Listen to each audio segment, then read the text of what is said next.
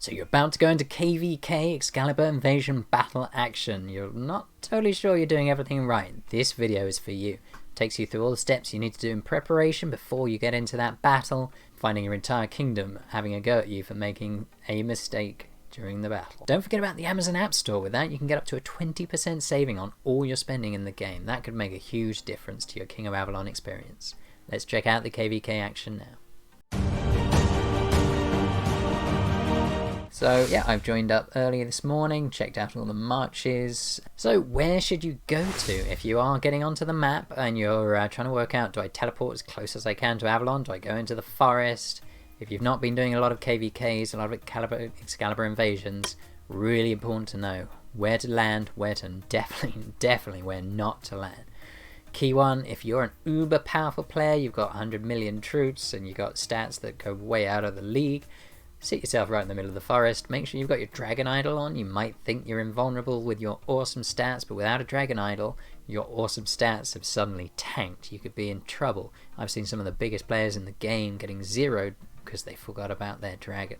You do not want to be that person. So if you're hopping into the forest, make sure A, you're super powerful, B, you've got that dragon in place.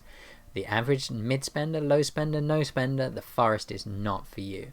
Unless you've got a shield up, and if you've got a shield up, you can't take part in KvK anyway. You can only attack the castles or defend the castles when your shield is down. Do not go into the forest. That is not where you need to be going. So where should you be teleporting to? Well, I've got the map up here. If you do teleport anywhere on the sides here, as I say, you'll be almost certainly be in somebody's alliance territory. If they're not, then awesome. Get as close to the forest as you can, and if there's a space, then you're absolutely safe. So you might say, what's the problem with being in somebody else's territory? The problem is, if you're in somebody else's territory and you join a rally, a mega rally, a tower, then if you're in an alliance territory, if you check out spells here, you may not have thought about them being used against you. But they have access to the enemy eviction spell. This means that it will destroy the wall defense of one city in their alliance territory. That would be you, by the way. And if it destroys your wall defense, it's not like that's the end of your day. It'll just go back up again. But what will happen is you'll be force teleported, so you'll appear some random place on the map, and then you have to A, get back to where you were, and B, if you were in any rallies, if you were in a tower, you've now disappeared. Now, that could be fine, you might still have enough troops, but if you've got 500,000 troops in a march, and that march is about to hit, suddenly they've got 500,000 fewer troops, and you're going to do a lot worse. So by you being inside somebody else's alliance territory, you could be the reason that the mega rally is going in short-handed, potentially killing a heck of a lot of your kingdom mates. It's a high risk being in somebody else's territory during KvK. I wouldn't do it. Use speed ups to get there instead. I know it's more gold, but it will protect you if the attack, if the attack gets messed up by that eviction. It could be really, really painful. You could lose massive, well, not you actually, everyone else could lose a huge number of troops. You'll be fine, but you'll be extremely unpopular. So keep that one in mind. You don't want to be the one that messes it up. So you're saying, how do I find one of these areas? If you go to the map here, then it will actually just show you all the alliance territories. So just keep looking around in a box around Avalon. Just look for the big squares available around Avalon, and anywhere in those where there's not a lake blocking it. There's always a lake up here, so I'm not sure that one's any good, but this one here, if we were attacking our own kingdom, I could teleport in here. You can see there's a nice big box here which is not covered, so I could teleport in here, and then I would have to make my moves to Avalon from there. It's not that far away. Normally you can find one in decent distance. It will cost you a little bit more in speed ups, but not a lot more. But the safety of you knowing you're not going to mess up the mega rally by being kicked out, that is priceless. Now in Lunar you do have the ability to put on hospital gear as well. Okay, so I told you about that hospital gear. Which ones can actually increase your hospital capacity? So remember, you'd only be wearing your hospital gear if you're part of a mega rally or a mega defense of a castle. If you're fighting on your own, odds on you want the best stats you can. That's going to save you a lot of lives. Unless you absolutely know you're going to completely cream the person you're up against and you want the extra hospital spaces because you're right at the edge. Just not a good idea, is it? So hospital capacity boost. What can you do to get that? Now this is Lunar only, so Solar there is no armor that can increase your hospital capacity yet. Not sure why they haven't brought it in, but I'm hoping it'll be in a future update. Stone of Providence, this can get you up to a 15% increase in your hospital capacity. That's a lot of extra spaces. And then there is the Phantom Feet as well, but this one is an awkward one because the Phantom Feet might increase your hospital capacity by 30%, which is awesome. It comes at a huge cost, and that is that you can't also wear your Warmonger boots at the same time, and these have a 12% wounded capacity boost. So unless you're going to exceed, you're going to exceed your hospital capacity, and your wounded is therefore a bunch of it's going to not go to hospital anyway, I would always put the Warmonger boots on way before I start putting on the boots of the Phantom Feet. In my personal opinion, wounded capacity will trump the hospital benefits of the other piece of armor. And of course, don't forget about the Warmonger ring, which will get you a 6% increase in your wounded capacity. So those combined can make a massive difference.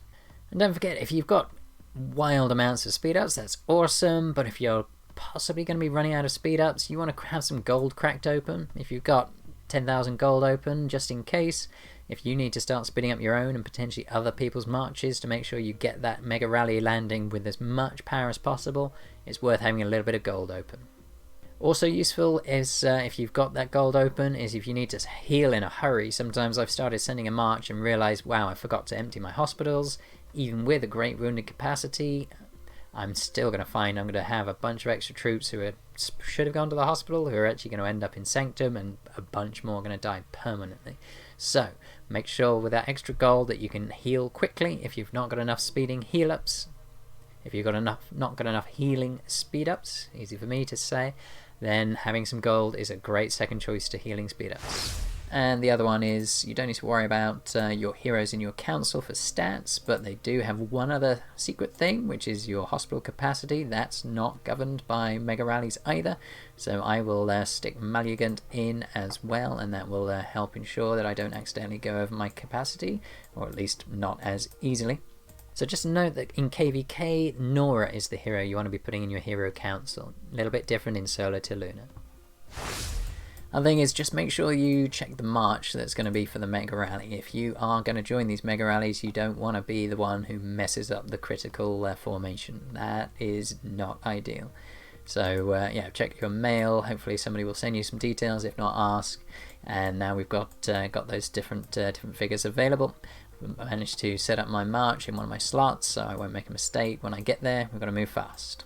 So yeah, I've set up a march in my training grounds here, just so I'm ready to go. So march 1 slot, and you'll see it's only T13s are welcome. There are, I could also send T11 Cav, but I don't have them, so I've matched my march to just T13s.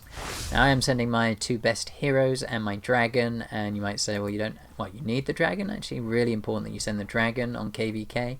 That you get the wounded conversion skill from that, so make sure you max that out. You're going to take permanent painful losses in KvK, and wounded conversions are a big ticket for KvK.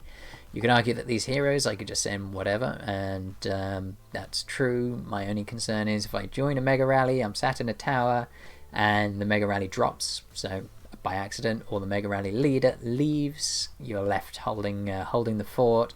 You want to have the best gear you can, and if that does happen and you're still in there and you're online, you probably want to switch your gear out. So I'm keeping my slot 1 for my KvK, and I'm keeping my slot 2 for my backup fighting gear. So if we're in a hurry and I need to actually switch to fight mode, I can quickly do it without having to individually put each one on. So rather than keeping my normal resource gear, I have got rid of that for today.